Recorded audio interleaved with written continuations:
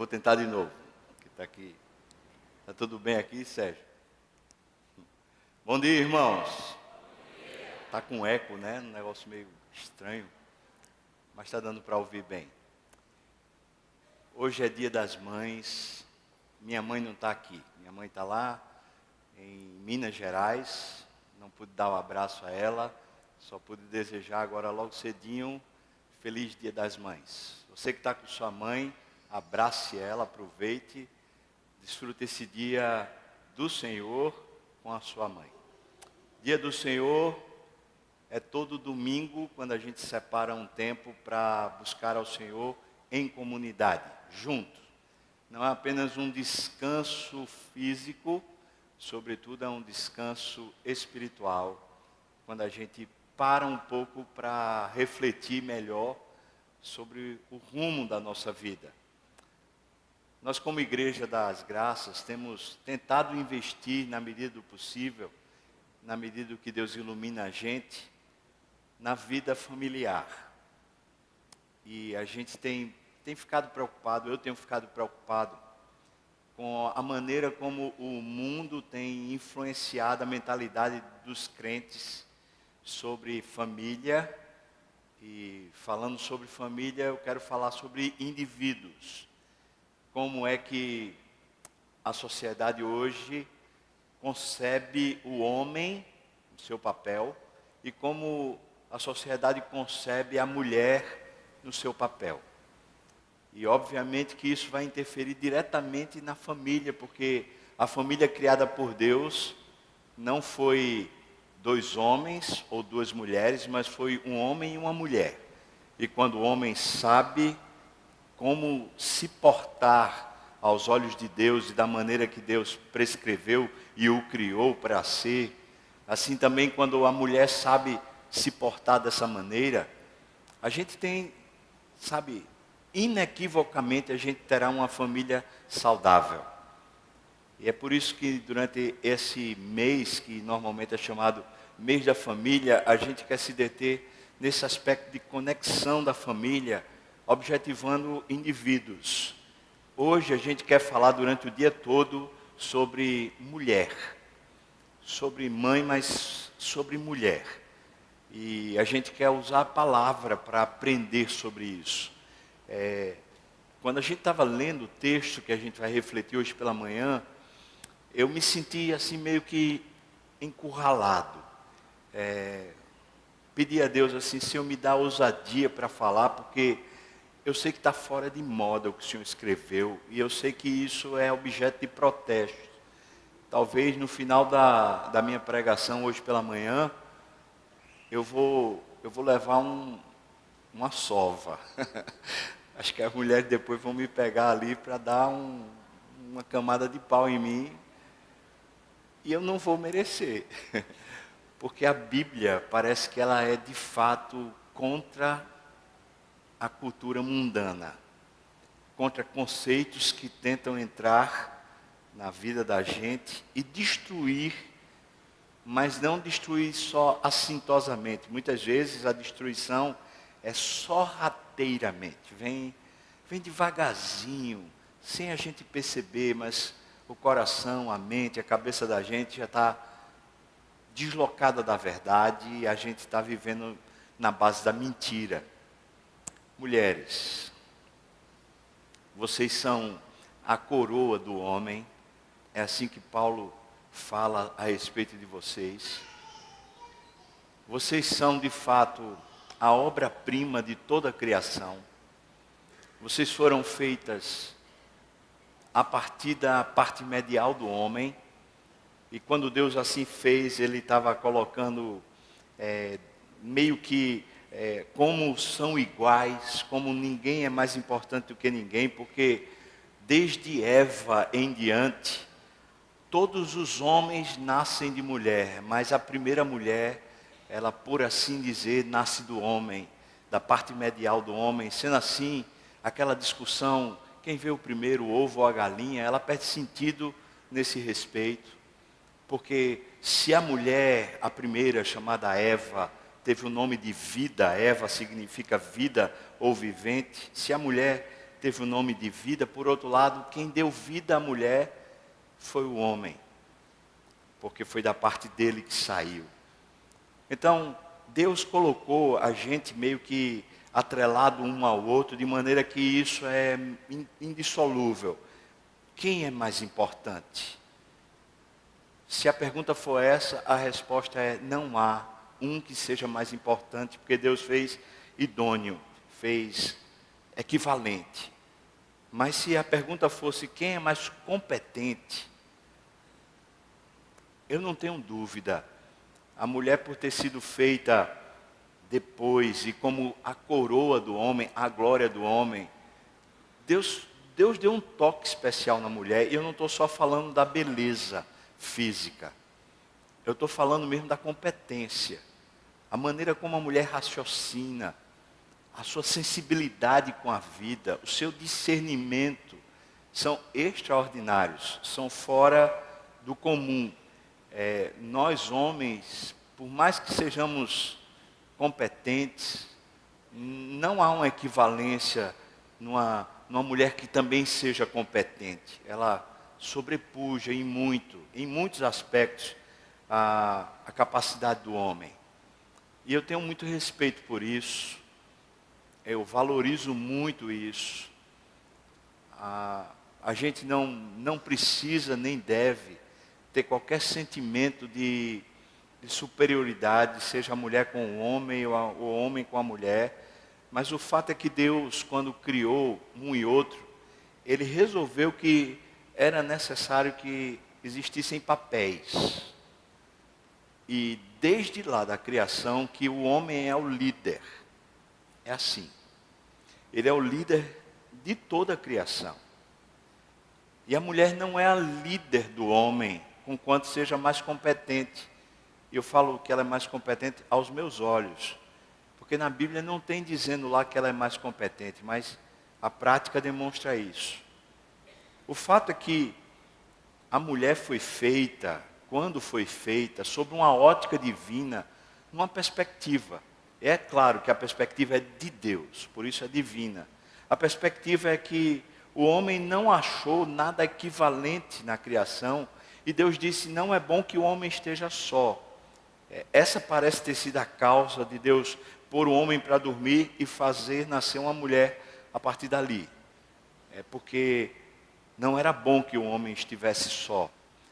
Conquanto o homem tivesse sido feito e Deus tivesse achado bom a sua criação, ela estava, de certo modo, por assim dizer, espero que você entenda, estava incompleto, precisava da fêmea, precisava dessa outra parte. E Deus então pôs o homem para dormir e a mulher veio a existir dessa parte medial. E o homem, quando viu a mulher, disse: essa afinal é osso dos meus ossos, é carne da minha carne, chamar-se-á varoa, porquanto do varão foi tomado. E assim ele coloca num grau de equivalência. Mas a função que Deus, mesmo antes de criar, disse que esse ente criado seria, a mulher no caso, é que seria auxiliadora. E toda vez que você está numa função de auxiliar, é óbvio que tem alguém que está numa função maior do que a sua. E quando falamos de função, não estamos mais uma vez falando sobre competência ou sobre ser melhor. É simplesmente a questão de função. Eu vou dar um exemplo, talvez medíocre, simples, mas talvez para entender melhor. Eu sou pastor efetivo da igreja e eu tenho pastores auxiliares. Eles foram ordenados tanto quanto eu, eles fizeram os mesmos cursos que eu fiz, eles têm competências distintas das minhas, alguns deles são mais competentes do que eu. No entanto, nesse momento da história, Deus me colocou como pastor efetivo e eles como meus auxiliares. Eu é que vou responder diante de Deus, porque a missão e a responsabilidade da igreja foi dada nesse momento da história a mim, não a eles. E eles são meus auxiliares. Ou seja, eles respondem a mim, eles me ajudam naquilo que Deus tem demandado de mim em relação à igreja. Não sou melhor do que eles, não sou maior do que eles, não sou mais apto do que eles. No entanto, no momento da história, Deus me colocou numa missão e colocou equivalentes, auxiliadores nessa missão. É assim que a gente deveria entender o casamento. Talvez é assim que a gente deveria entender a existência. Deus colocou a liderança, essa responsabilidade de responder diante dele sobre a jornada da vida. Deus colocou essa responsabilidade sobre o homem, não sobre a mulher. E eu sei, irmãs, que nós homens somos covardes. Eu sei que muitas de vocês estão sofrendo, se não todas, justamente por causa dessa ausência da responsabilidade masculina. Porque não assumimos, de fato, muitos de nós não assumem a responsabilidade de responder diante de Deus e de saber o que Deus quer para a família. Algumas mulheres certamente já tiveram experiência de pais ausentes, experiência de maridos ausentes, talvez algum aqui sofreu a rejeição, o seu cônjuge, o seu parceiro fugiu, negou-se a responsabilidade. Tem tanta mulher na nossa sociedade que é uma guerreira, uma leoa, uma mulher vencedora, muito frustrada, carregando um peso existencial tremendo por causa dessa ausência. Porque nós homens da nossa época somos extremamente acovardados, apequenados, e eu vou dizer uma palavra dura, irresponsáveis. Nós somos assim, infelizmente, e eu carrego sobre mim essa responsabilidade também. Mas, conquanto os homens tenham isso, é fato, isso não muda. Deus não pega e diz, já que é assim, então vamos mudar. Não muda. Em nenhum momento você vai ver, mesmo depois da queda de Adão e Eva, você não vai vê-los mudando de função, porque Deus assim criou. E quando Paulo escreve a Timóteo falando sobre essas equivalências, mais uma vez Paulo cita o ato da criação e coloca os papéis dos homens e das mulheres bem distintos nessa mesma perspectiva. Homens precisam saber o que de Deus é o caminho para a sua família e para a sua existência como um todo. Homens precisam discernir e captar a voz divina e um sentido existencial. E por outro lado, Deus, quando um homem casa com a mulher, Deus põe ali uma auxiliadora. Por isso a palavra que é usada na Bíblia é submissão. Submissão, ou seja, uma missão que está debaixo de uma outra missão. A missão que Deus dá ao homem é de glorificar a Deus, de gozar a presença de Deus, de se deslumbrar com Deus. A missão que Deus dá ao homem é criar uma família nesse propósito, conhecer a Deus, glorificar a Deus, honrar a Deus no mundo, de maneira que através dessa família, todas as outras famílias sejam abençoadas na terra. É assim que ele fez. E a mulher, ela entra como essa parte vital que auxilia nessa missão. E Paulo, escrevendo a Timóteo, diz, olha, a mulher lá no Éden, ela foi enganada. O homem não foi enganado, o homem foi sem vergonha mesmo. O homem merece um cascudo e a mulher não, a mulher foi enganada pela serpente. Mas Paulo, quando escreve isso, ele adverte, dizendo assim, olha, se a mulher assume essa liderança, ela está sob um risco maior, porque desde lá do Éden, ela está suscetível a esse engano da serpente, enquanto o homem certamente está mais habilitado a discernir a voz de Deus e a voz da serpente. E me parece que esse é o princípio espiritual que Deus usa para colocar na igreja, no reino de Deus, colocar liderança sobre o homem e não sobre a mulher. Então, irmãos, nós não estamos falando aqui de entendimentos humanos. Estamos falando sobre como Deus criou e como Deus quer. E isso, só isso eu sei que já é o suficiente para pessoas que são mais esclarecidas, pessoas que estudam, que estão fazendo curso, estão na universidade, estão ouvindo reportagens, lendo, estão atualizadas, para que essas pessoas de alguma maneira objetem, se interponham e falem assim: eu não concordo. E eu queria que você tivesse muita sensibilidade, porque eu não me importo que você discorde de mim em nada, de coração.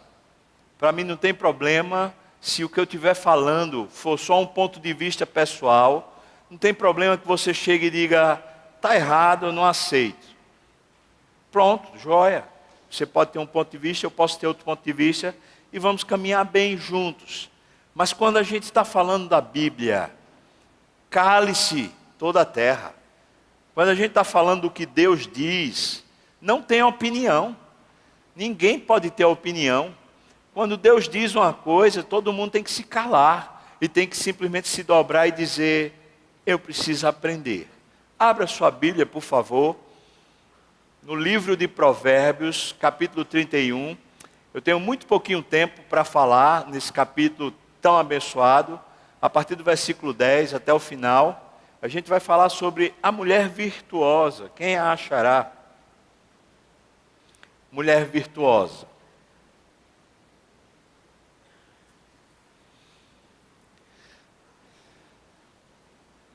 Provérbios, capítulo 31. Lemuel, certamente um rei, escreveu esse capítulo e, ao que tudo indica, ele escreveu falando de si mesmo. O texto é escrito de forma poética. Isso não quer dizer que é uma fórmula simbólica. É um tipo de narrativa, muitas vezes hebraica, onde o uso de similaridades fortalece um argumento. E esse texto aqui, ele está escrito de uma forma que é como se fosse um funil. Ele tem uma borda de um lado, tem uma borda do outro, na parte mais elevada, mas onde ele quer chegar está bem no miolo do texto. E esse tipo de estrutura textual hebraica chama-se quiasmo. E ele está escrito dessa forma para que a gente saiba que no meio dele está o ponto essencial do texto. Vamos ler então a partir do versículo 10 até o versículo 31, tá bom? Diz assim a palavra. Eu vou pedir para você ler comigo, se você puder. Eu leio o versículo par, você lê o versículo ímpar, e a gente vai seguindo até o versículo 31, a partir do versículo 10. Diz assim a palavra. Mulher virtuosa, quem a achará? O seu valor muito excede o de finas joias.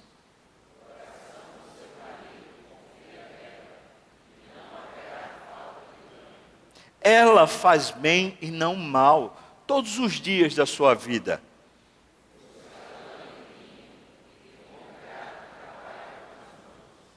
É como o navio mercante. De longe ela traz o seu pão.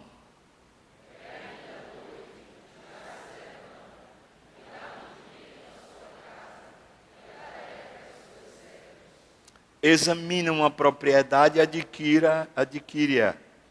Planta uma vinha com as rendas do seu trabalho.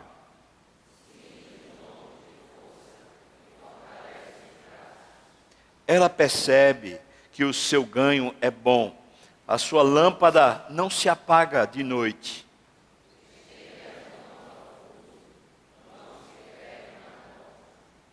Abre a mão ao aflito e ainda estende ao necessitado.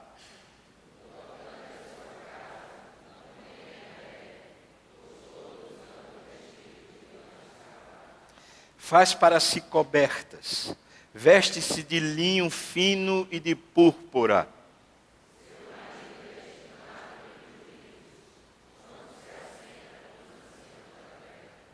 Ela faz roupas de linho fino e vende-as e dá cintas aos mercadores.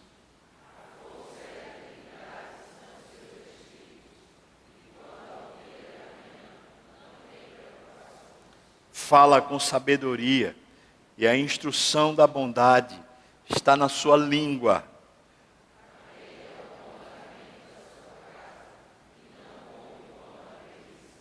Levantam-se os seus filhos e lhe chamam de Tosa. Seu marido a louva, dizendo: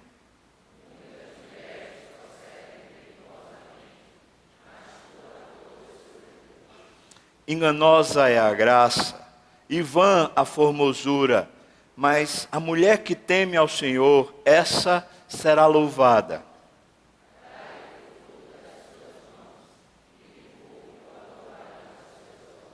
Amém. Vamos orar, irmãos. Pai, queria te pedir, Deus, que o Senhor tivesse misericórdia de nós mais uma vez, nos ajudasse a ouvir a Tua voz, a entender o Teu caminho. Deus, sabemos que no momento que vivemos, muitos conceitos existenciais, humanistas, estão na nossa mente, desceram para a nossa prática, se tornaram hábito e se tornaram, de certa forma, direito. Eu quero te pedir, ó Deus, que por meio do Teu Espírito, consigas, ó Deus, tratar conosco, abençoar-nos, ajuda-nos. E isso eu te peço, no nome de Jesus, amém. Nós temos uma sala de mulheres aqui na igreja, para tratar sobre feminilidade. Vamos ter, se Deus quiser, na próxima semana, esse congresso, essa conferência de mulheres. Inclusive, para trazer ou levar mulheres que não são crentes, talvez mulheres que nem conheçam ao Senhor Deus, para ter um tempo lá, estudando a palavra, um tempo de convivência, de crescimento, mas um tempo para estudar a palavra. Desafio você, mulher, nessa jornada, a se apegar às Escrituras. Esse texto ele é bem profundo, conquanto ele pareça ser muito simples o seu linguajar. Mas ele é bem profundo, ele vai tocando em várias áreas. Invista no aprendizado sobre isso, sobre esse papel. Você vai vendo, à luz das Escrituras, você vai percebendo quão deslocado tem sido o ensino desse mundo, tentando fazer você ser o que você não é, e tentando colocar cargas sobre você que você não tem. Por outro lado, tem tirado de você competências que você as tem. E por isso é natural que quando a gente está carregando cargas que não são nossas, e a gente não está desenvolvendo potencialidades que são nossas, é natural que a gente se sinta deslocado, se sinta mal existencialmente, se sinta depreciado. E muitas mulheres estão enfermas emocionalmente por causa dessa carga que está levando, fruto do não conhecimento da palavra. Aprenderam sobre a feminilidade a partir de revistas, de cursos, de conversas, mas não aprenderam pelas Escrituras. Está aqui um bom texto para a gente se deter. Essa manhã tão pequena para a gente falar, não dá para a gente ir para o texto nas miudezas, mas está aqui um bom texto para a gente aprender. Eu queria separar esse texto em algumas partes. Eu queria que a gente fosse analisando como são os círculos de convivência, ou os círculos de competência que Deus vai descrevendo nesse texto. Vamos ver aqui, por favor, com o texto em mãos. Eu queria que você visse aqui os versículos 13, depois a gente visse o versículo 21, 22, 23 e 24. Veja que ele fala a respeito de um tipo de cuidado que essa mulher tem. Versículo 13 diz assim: ela busca lã e linho e de bom grado trabalha com as mãos. Depois o versículo 21 diz: no tocante à sua casa, ela não teme a neve, pois todos andam vestidos de lã escarlate. Faz para si cobertas, veste-se de linho fino e de púrpura. Diz aqui o versículo 23, o seu marido é estimado entre os juízes quando se assenta com os anciãos da terra. E o versículo 24, ela faz roupas de linho fino, vende-as e dá cinta aos mercadores. Perceba uma coisa, que essa mulher virtuosa, ela continuamente enfrenta um trabalho, nesse caso um trabalho manual, onde ela visa de alguma maneira preservar, proteger a sua família. o texto diz que ela busca linho e ela busca lã para esquentar a sua casa, esquentar os seus filhos, esquentar o seu marido. E então é citado no versículo 23 que o seu marido está sentado à roda dos juízes e é estimado. Ele, na verdade, ele é considerado e está ligado a essa consideração que o marido tem ao papel da mulher, a esse papel da mulher de cuidar para que a família esteja bem, eu vou falar assim a palavra, agasalhada. E está falando de neve. E para quem não sabe, aquela região do Oriente Médio, especialmente a parte de Jerusalém e a parte norte, a partir de Jerusalém, neva. A parte do deserto nem tanto, mas a parte de Jerusalém em diante, neva.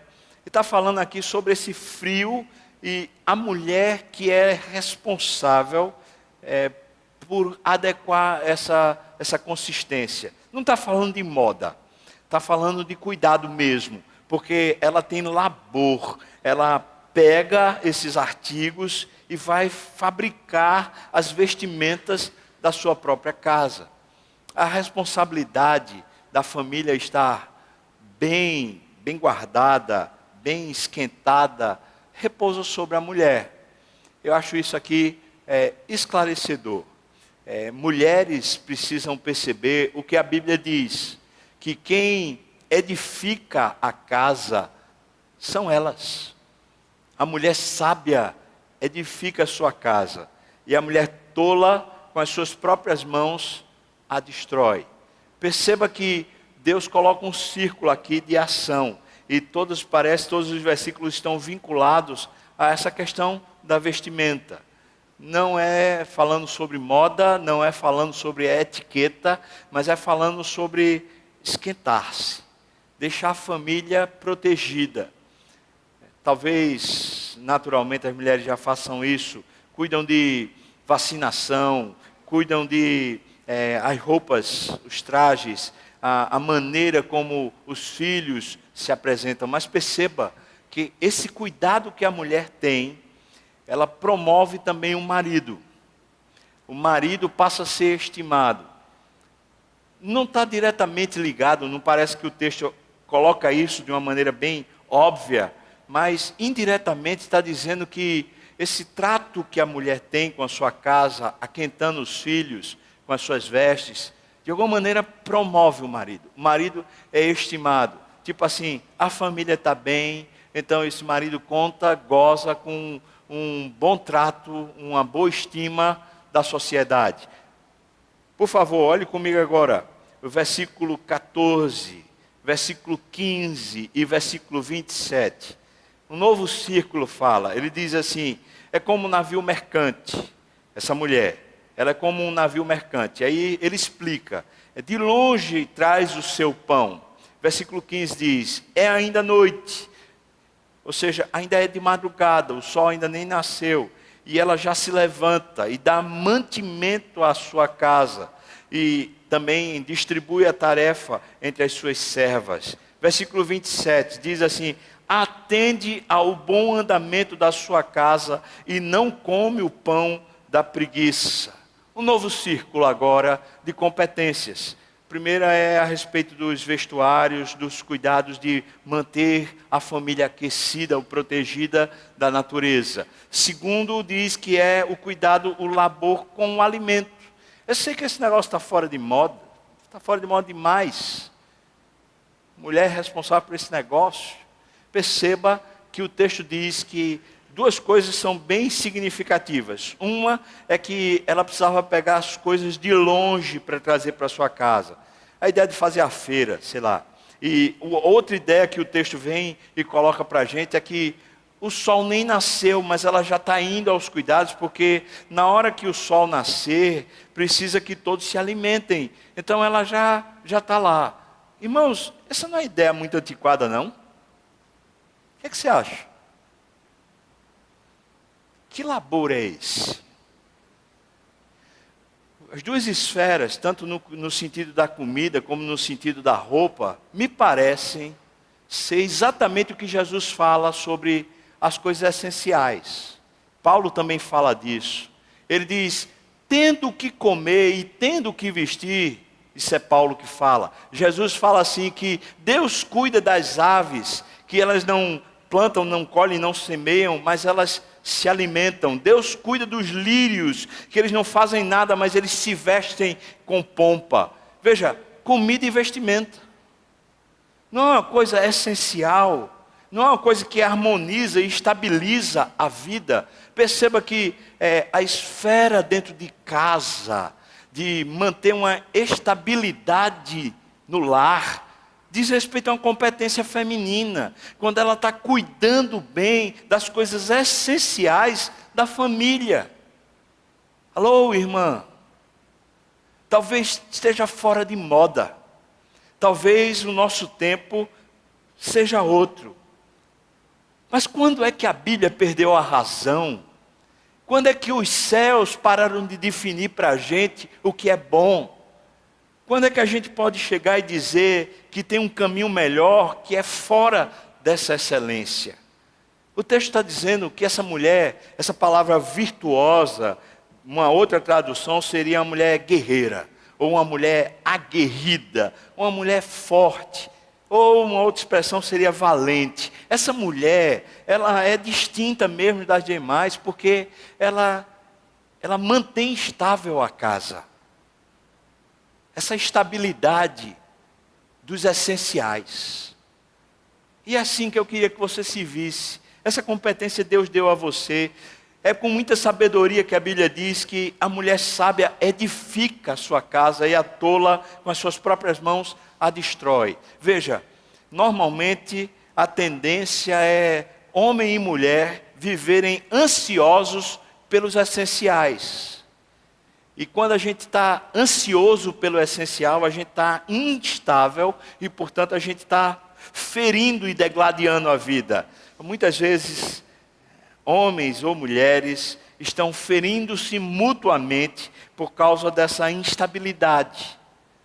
E a mulher é auxiliadora à medida em que ela estabiliza.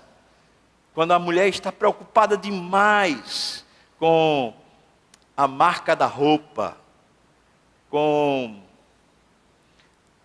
compras e descuidada com as coisas essenciais, normalmente a família se desestabiliza. Normalmente. Outro círculo que eu queria que você olhasse, versículo 16 e o versículo 24. Veja o que diz. Examina uma propriedade e adquire-a. Depois diz, planta uma vinha com as rendas do seu trabalho. Depois o versículo 24 diz, ela faz roupas de linho fino e vende-as e dá cinta aos mercadores. Há um outro círculo de competência para essa mulher. Com o trabalho que ela faz natural dentro do seu leito, da sua esfera de atuação, ela desenvolve ganhos. Eu sei que a gente está numa outra sociedade, não é uma sociedade rural, e naturalmente ninguém, ou a maioria não trabalha, seja costurando roupa, ou seja, amassando trigo para fazer pão, esse tipo de coisa que era um trabalho muito manual daquela época. Mas perceba que o texto diz que essa mulher, ela é meio visionária. E há dois versículos que são importantes para a gente ver dentro dessa perspectiva visionária. No começo, logo nos primeiros versículos, o texto diz para a gente assim, que o seu marido vê que não haverá falta de ganho. E depois o texto diz que ela mesma percebe que haverá ganho. A palavra ganho no original diz respeito a uma batalha e depois você tirar o despojo. Ou seja, o esforço aguerrido que depois traz os seus próprios frutos. E essa mulher tem visão para isso. Ela não é uma pessoa, como é que eu vou falar? Obcecada por riqueza, por status, por poder. Mas ela é cuidadosa para que não haja falta dentro de casa. Ela não se escora nem no marido, nem se escora no mercado do trabalho. Ela consegue ter um bom balanço a respeito disso. Ela auxilia. Ela não tem a jornada própria. Por outro lado, nesse auxílio, ela de fato ajuda o ganho da casa. Sabe, a gente sempre aprende, estou falando dentro de igreja, tá? A gente sempre aprende que assim, o responsável pela provisão tal, é o homem, tá certo. Mas veja aqui, o papel auxiliar da mulher, ela labora. E no labor, ela ajuda. Aqui tem um conceito maravilhoso, que é a luz do que está escrito lá em Gênesis capítulo 2, versículo 24, quando diz que os dois se tornarão uma só carne.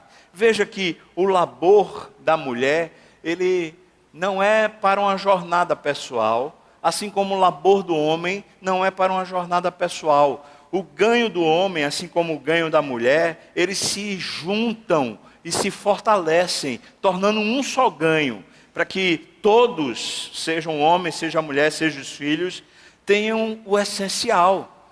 A família estaria muito bem, qualquer família, à medida em que está satisfeita, onde todos estão no mesmo esforço, o esforço comum de serem bênção na terra, de serem porta-voz de Deus na terra. E a preocupação não é com o lucro, mas é com o essencial.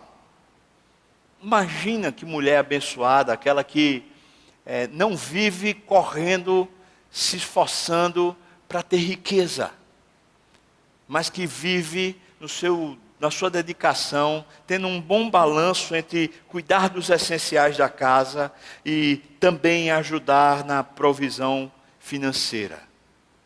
Que bênção! Perceba uma outra área que eu queria falar aqui ainda hoje. Versículo 11 e o versículo 18. Diz assim: o coração do seu marido confia nela e não haverá falta de ganho. Versículo 18. Ela percebe que o seu ganho é bom e a sua lâmpada não se apaga de noite. Agora eu pergunto para você, qual a hora que essa mulher dorme? De noite ela está trabalhando e ela acorda antes do sol nascer? Essa aqui é pense uma mulher de uma jornada gigante. Aí você diz assim, isso é injusto. E até certo ponto eu vou dizer que é. Mas aqui está falando que isso é virtude. Isso aqui é virtude. É a mulher que tem eixo. Ela sabe para que existe. Ela não está numa jornada pessoal, ela está numa jornada comunitária. Ela está abençoando. Ela concorda com o que o marido percebe. Isso é bênção. É por isso, irmãos, que o ponto do funil, onde o texto fecha, ou seja, o texto vai, até o versículo 23. Veja aí o versículo 23 o que diz. Diz, seu marido é estimado entre os juízes, quando se assenta com os anciãos da terra. A palavra anciãos da terra, ou essa expressão, quer dizer aqueles que eram os mais nobres naquela terra, naquela região. Os mais experientes, os mais doutos, os mais capazes. Diz que esse homem ele é colocado nessa posição e ele é estimado a partir dessa posição por causa de todo esse labor coerente que a mulher exerce. Então perceba, nessa estrutura textual de funil, onde existem bordas elevadas e tudo converge para o mesmo ponto de um marido ser estimado, perceba que esse labor constante da mulher, seja com os essenciais da casa, ou seja com uma visão de ganho fora de casa, ela faz isso tudo tornando o seu marido valoroso. E aqui seria muito bom aplicar Efésios capítulo 5, quando fala que a mulher deve respeitar o marido. A palavra respeito é essa, promovê-lo, colocá-lo numa posição de honra. Irmãos, quando a gente lê esse texto, vai falando essas coisas, vocês ainda vão bater em mim, mulheres? Eu sei. Se eu tivesse 50 anos atrás pregando isso, eu acho que eu ia ser aplaudido. mas eu não estou. Estou pregando para a igreja moderna. Eu estou pregando para mulheres modernas. E talvez as mulheres modernas não queiram ouvir isso. Porque elas já sabem o que fazer. Elas já têm rumo próprio. Já têm a alma, entre aspas, iluminada. Então vão seguindo. E vão colhendo os seus próprios frutos do engano e da corrupção. Os versículos 28 até o versículo 30, vem revelando para a gente que ela colhe um resultado maravilhoso. E esses versículos 28 a 31, eles corroboram com o versículo 10. Veja o que diz assim: levantam-se seus filhos e lhe chamam ditosa, ou seja, valorosa. E diz mais, seu marido a louva. E ele diz, muitas mulheres procedem assim, aguerridamente. Mas você, mulher, a todas sobrepujes. O marido está fazendo uma comparação. Ele não está dizendo, você é mais bonita. Você é mais... Ele está falando, você é mais aguerrida. Você tem um bom balanço.